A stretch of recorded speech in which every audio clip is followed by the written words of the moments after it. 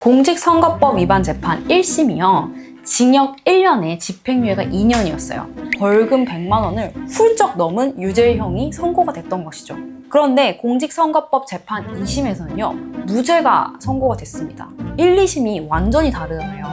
어떻게 대법원에서 결정을 내릴지 많은 분들이 굉장히 주목을 했어요.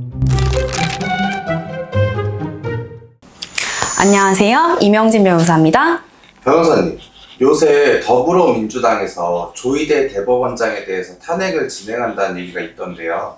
대법원장 탄핵이 가능한 건가요? 네, 요새 하도 탄핵 이제 얘기가 많아가지고 좀 지겨우신 분들도 있을 것 같아요. 또 법관 탄핵은 또 처음이잖아요. 그래서 법관 탄핵은 가능한지 한번 알아보도록 하겠습니다. 법관 탄핵에 대해서는요, 탄핵을 규정한 헌법 제65조 제1항을 보면 됩니다. 헌법 제65조 제1항에 따르면요, 대통령, 국무총리, 국무위원, 행정각부의장, 헌법재판소 재판관, 법관, 중앙선거관리위원회 위원, 감사원장, 감사위원, 기타 법률이 정한 공무원이 그 직무 집행에 있어서 헌법이나 법률을 위배한 때에는 국회는 탄핵의 소추를 의결할 수 있다. 이렇게 규정을 하고 있습니다. 여기에 법관이 있었죠, 법관. 그럼 법관 중에서 대법관은 최고잖아요. 최고 존엄인데 대법관도 가능하냐 하면요. 모든 법관이 대상이기 때문에 대법관도 탄핵의 대상이 됩니다. 대법관뿐만이 아니에요. 대법원장을 포함한 모든 법관이 탄핵의 대상이 될 수 있어서 대법원장 탄핵 이론적으로는 가능합니다. 그런데 이번 대법원장 탄핵 시도가 문제되는 건 왜일까요? 아무래도 법관의 독립성 침해와 삼권 분립에 대한 위협 때문일 겁니다. 현재 시점으로는요, 2025년 5월 초인데요. 이 시점으로는요, 그 언론에 굉장히 많이 이제 삼권 분립 괜찮은가 이런 것도 나오고 있고요.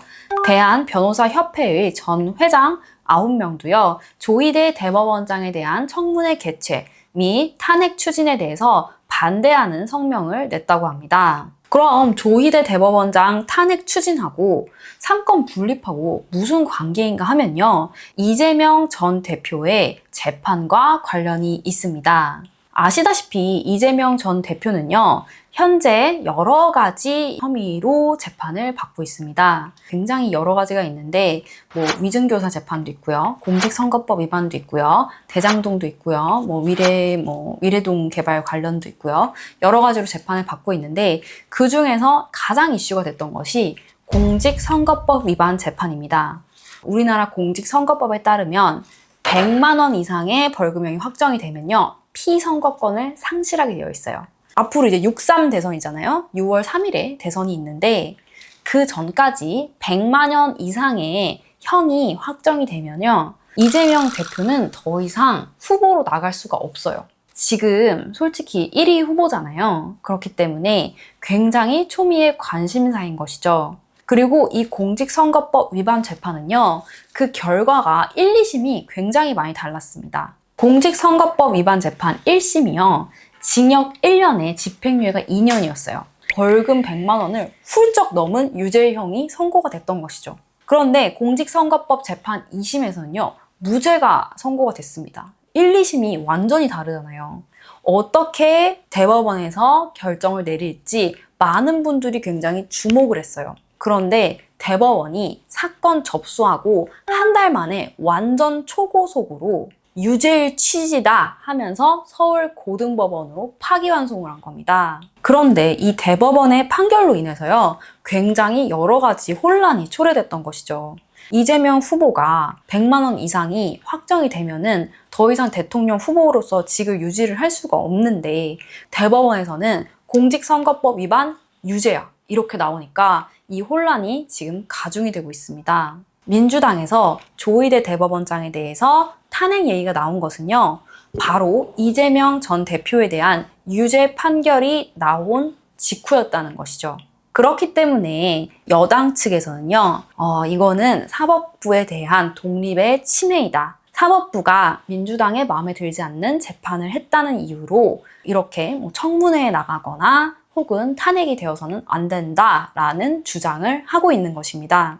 현재로서는요, 조희대 대법원장님이 헌법이나 법률을 중대하게 위반한 직무 수행이 있었다고 보기는 아직은 조금 어려운 감이 있습니다. 그래서 아마 민주당에서도 탄핵 발의까지는 안 한 것으로 보이고요.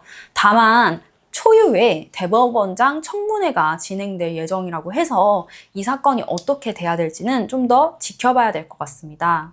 대법원이 빠른 선고를 한 것은 사실이에요. 그런데 빠른 재판 진행을 했다는 것만으로 이게 직무집행에 위법성이 있느냐 이런 것도 알아봐야 될 것 같고, 아마 이런 이재명 대표 관련하지 않은 조희대 대법원장의 직무집행 위법성이 있을 수도 있기는 하기 때문에 조금 더 추이를 지켜봐야 될 것 같습니다. 네, 오늘은 대법원장도 탄핵이 가능한가에 대해서 알아보았습니다. 이론적으로는요, 대법원장도 탄핵이 될 수 있어요. 그렇지만 웬만해서는 법관의 독립성을 지키기 위해서 탄핵하거나 하는 거는 조금 지양을 해야겠죠. 현재로서는요, 신속한 재판 진행만을 이유로 탄핵을 하기는 조금 어렵지 않을까 싶습니다. 탄핵이나 청문회 관련해서 궁금한 게 있으실 때는요, 댓글로 의견을 주시거나 혹은 아래 전화번호로 연락을 주시면요, 친절히 상담을 드리도록 하겠습니다. 일반인 같은 경우에도 탄핵은 아니더라도요, 직장 내에서 억울한 일로 징계를 당하고 이걸 통해서 뭐 징계 회의 같은 거를 나가야 되는 경우가 있어요. 이럴 때는 변호사의 도움을 받기도 하니까 그럴 때 연락 주시면요, 어떻게 해야 될지 성심성의껏 상담을 드리겠습니다. 지금까지 이명진 변호사였습니다. 감사합니다.